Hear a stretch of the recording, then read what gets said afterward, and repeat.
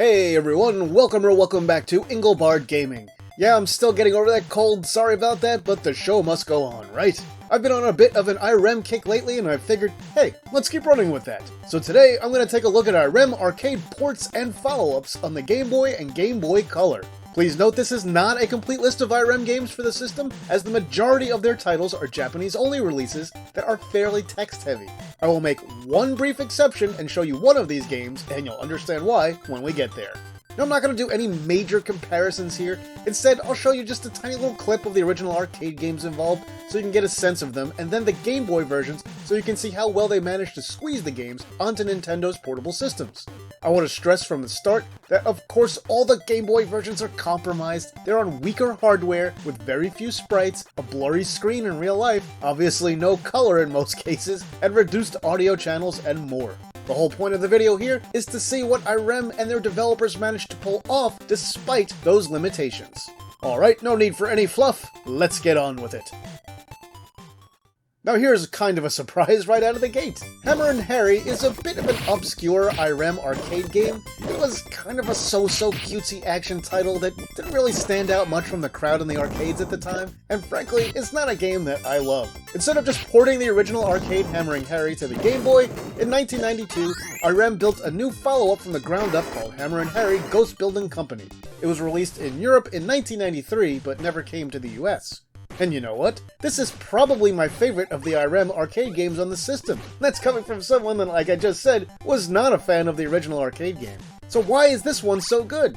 Well, it's got large, well-defined characters, the pace of the gameplay is good, and it even works okay on real hardware with the Game Boy's terrible blurring because of all of that. It incorporates a few different styles of gameplay to keep things interesting too. And aside from a couple of boss fights that might be a bit on the questionable side, it's a very fair game that anyone can master with just a little practice. Visually, the game is excellent for the original monochrome Game Boy. It features lots of simulated parallax via raster effects, the character sprites as mentioned are quite big and detailed, the background tiles themselves are often very detailed, looking much more complex than the typical Game Boy release. Music is okay, but not all that memorable. The gameplay is pretty good, whether you're doing standard action platforming or auto-scrolling shooter-style levels. The game always finds some new obstacle or gimmick to mix the levels up, so you probably won't get tired of it before it ends after its 5th level. It's clear that a lot of effort went into Hammer and Harry Ghost Building Company. It's one of the more impressive Game Boy monochrome action games that I've played from a visual standpoint. I still wouldn't call it an absolute classic, but it's definitely a fun game and I can easily recommend it to anyone that likes action platformers with a bit of variety. So, yeah, I'd say this is probably the best game I've covered in this episode. Sorry it's first and all downhill from here. Just a little. Alright, so Kid Nicky is a game that was published and developed by Irem in Japan, but in the West here we probably more closely associate it with Data East, as they published it here, and also the NES version that was released here. But in 1992 in Japan, Irem published Gonso Yancha Maru for the Game Boy, and it is, as you guessed, the sequel, or at least a sequel, to Kid Nicky. Gonso Yancha Maru, which let's just call it Kid Nicky or Kid Nicky GB, is a portable follow-up that's its own game and isn't based on either of the Famicom sequels. The general consensus seems to be that this is the better sequel, and I agree with the general consensus this time around.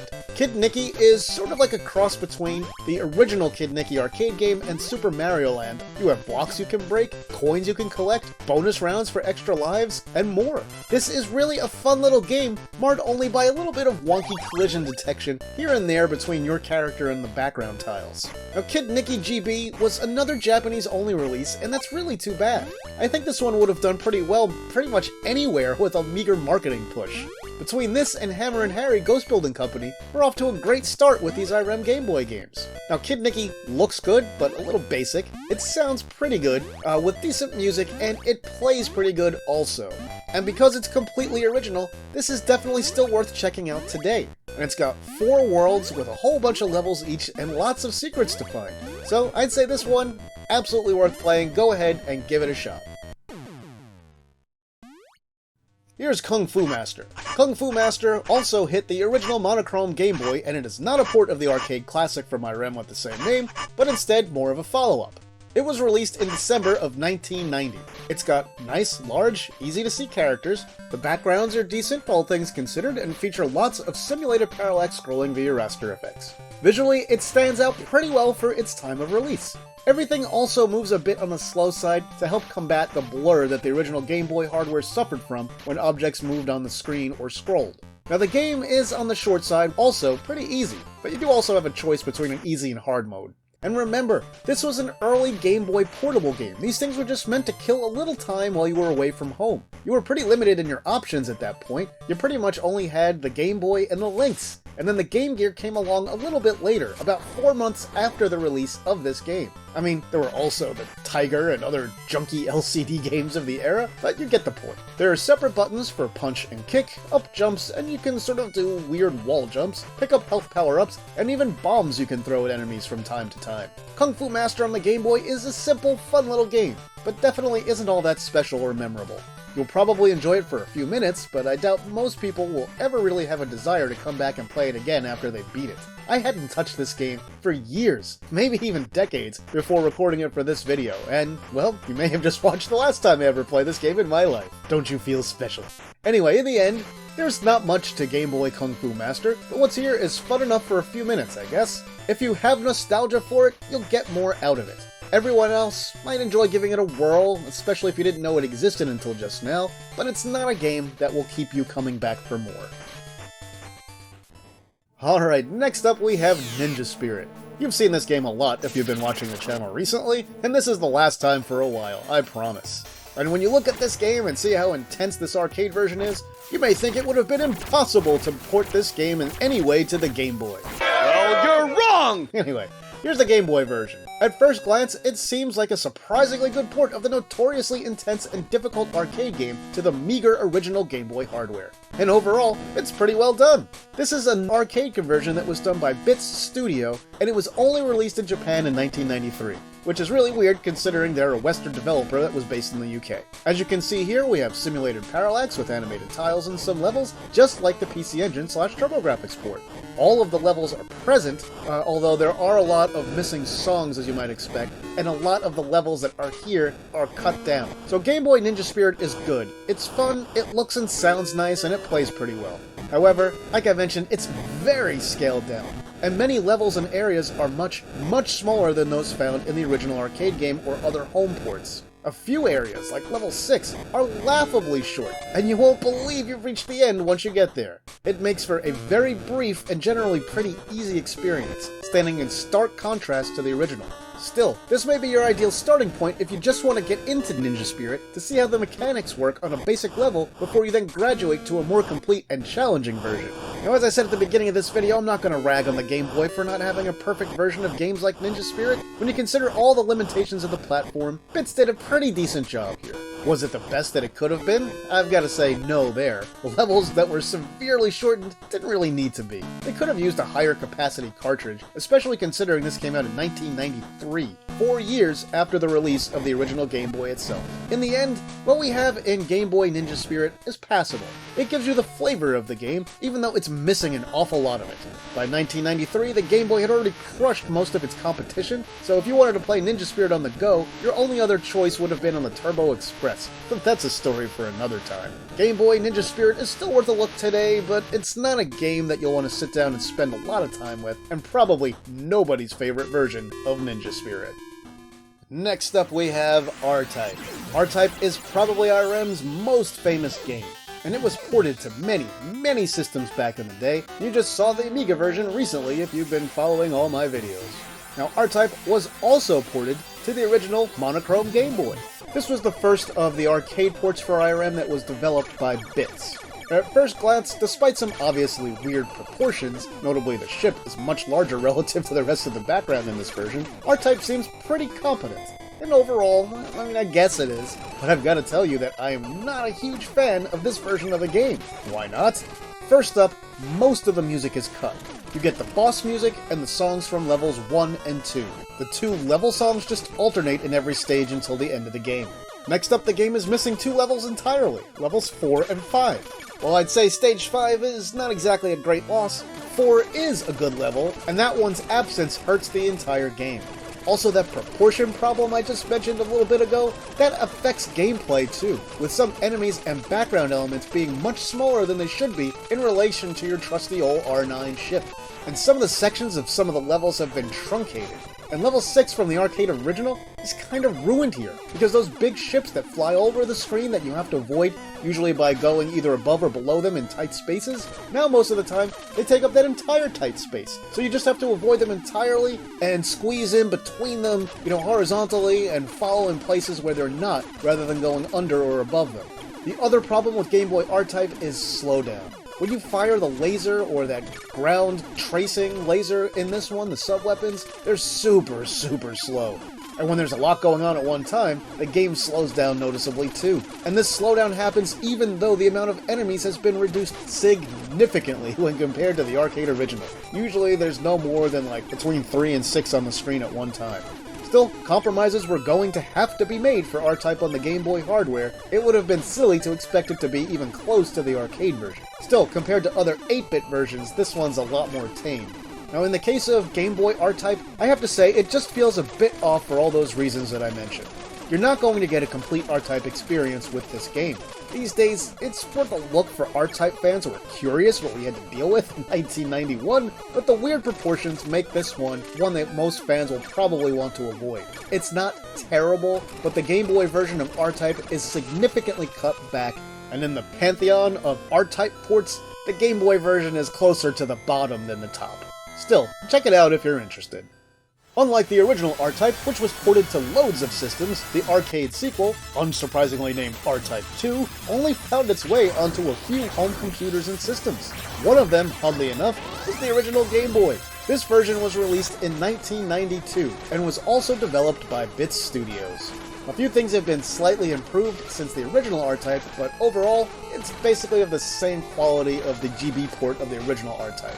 Yes, almost all the same issues apply. Weird proportions, slowdown, way fewer enemies on screen than the original version, etc. This time around, one level has been cut, meaning Game Boy R-Type 2 has 5 levels instead of the 6 of the arcade original. The victim this time was Stage 4 from the arcade game. Aside from that, a few levels are pretty heavily modified from the original game, as was the case with the original. Some bosses and mini-boss type enemies are pretty drastically simplified here as well. One other thing of note in R-Type 2 on the Game Boy is that many of the new weapons that were introduced in the arcade version, the different types of lasers and missiles, were completely removed from this version. Once again, as far as music goes, Bits decided to just alternate the Stage 1 and 2 music from the arcade game in every other stage here. Visually, they did attempt some simulated parallax with what looks like animated tiles, and honestly it's a bit janky this time around, but hey, they tried. Overall, R-Type 2 looks decent for a standard monochrome Game Boy shooter, or shmup. And on the gameplay front, the many modifications made to this one make it radically easier than the arcade version. So if you're looking for a major challenge, you're not going to find that here, unless you consider figuring out the collision detection foibles a challenge. Just like with the original R-Type on Game Boy, I don't see anyone really coming back to this one or saying it's their favorite version. It's just so cut back and plays so much differently than the original that most fans will find it little more than an interesting curiosity. Now in its own time, I would say this was kind of okay. Today, it's worth a look, but I doubt that it will make its way into anyone's regular gaming rotation. Years later, in 1999, Irem and Bit Studios went back to the R-Type well one more time to release R-Type DX. What is R-Type DX? Well, it's really just the two games combined onto a single cartridge. How'd it come out? Well, much the same, to be honest. So if you were expecting a ground-up remake of either R-Type 1 or 2, you'll be sorely disappointed. This game lets you play the monochrome versions of the original R-Type 1 or 2, colorized versions of either game, or R-Type DX, which combines both games into one long game. Now, the colorized versions of the R-Type titles in DX are slightly enhanced. Some of the new backgrounds actually do look pretty nice, particularly in R-Type 2. Now, a lot of the slowdown that was present in both R-Type 1 and 2 on the original Game Boy has been greatly reduced, which is a big positive in this version, and this is likely due to the Game Boy Color's speedier CPU. Now, some weapon fire in particular is still a tad slow, especially that laser that snakes along the foreground, but it's still noticeably improved over the originals. The levels here that use animated tiles to create the illusion of a parallax background layer also look much nicer in this release than the originals. The end-of-level boss explosions are also a lot faster. Now for the colorized version of R-Type 2, they also added those snake-like enemies in the first level that were missing from the monochrome release. What's not improved? Everything else. Some of the colors for stages are pretty weird too, particularly in the first R-Type. I don't know what they were thinking. But gameplay-wise, everything that was true of the original releases is true here too, except you get a bit less slowdown. You still only have 2 level songs per game, and the ship is still too big versus everything else, although it is slightly redesigned. And overall, I'd say R-Type 2 benefits a little bit more than the original. Now, one thing that's an issue sometimes, especially in some R-Type 2 boss fights, is that enemy bullets just vanish because of sprite limits. And even though you can't see them, well, that doesn't mean they aren't still there, or that they can't kill you. You'll literally die a few times in this game, thinking nothing hit you, because you are in fact hit by an invisible enemy bullet. In the end, I feel like the problems in R-Type DX were a lot less acceptable in 1999 than they were in 91 or 92 when the originals came out. Now it's nice that Bits and Irem included both games on one cartridge and did enhance them somewhat, but the things that weren't changed are what really stand out here. They could have reduced the size of your ship, they could have added the missing music and levels from the original games, they could have added the missing weapons from R-Type 2. They could have updated the simplified levels, especially the big ship in Stage 3 of R-Type 1, to make it much more like the original game. There's lots of things they could have done, but just didn't. It's too bad that Bits and Irem didn't go about enhancing this one a little more. It could have been a much more impressive release, even though it's on the not-so-impressive Game Boy Color hardware. Okay, now here's one game that's an Irem arcade game that ended up on the Game Boy, and that is Undercover Cops. Now here's the arcade version of Undercover Cops. You may recognize this game. Lots of people sing its praises here on YouTube, and they talk about the arcade and SNES versions as one of those hidden gem games. This game is Undercover Cops Gaiden Akaishin Garuma. Despite sharing the series of the arcade title, it's not an arcade game. It's more like an original board game / RPG hybrid. Here, check this out. You move by slot machine, you take different spaces, different things can happen, you have various types of encounters, and you have RPG-like turn-based battles. This is what they did to your beloved beat-em-up. Is it any good? I really don't know. I can read some Japanese, but not enough to play a game like this all the way through and understand everything, so I don't want to be unfair to it. Still, it's kind of interesting to see what they did here. Maybe someone will do a fan translation someday. Alright everyone, those are all the Irem arcade conversions, sequels, and follow-ups that made their way to the Game Boy and Game Boy Color. The bigger names like R-Type and Ninja Spirit are okay, but it's really the lesser known ones like Hammer and Harry and Kid Nicky that are the stars of the show here. Kung Fu Master also, exists. Seriously.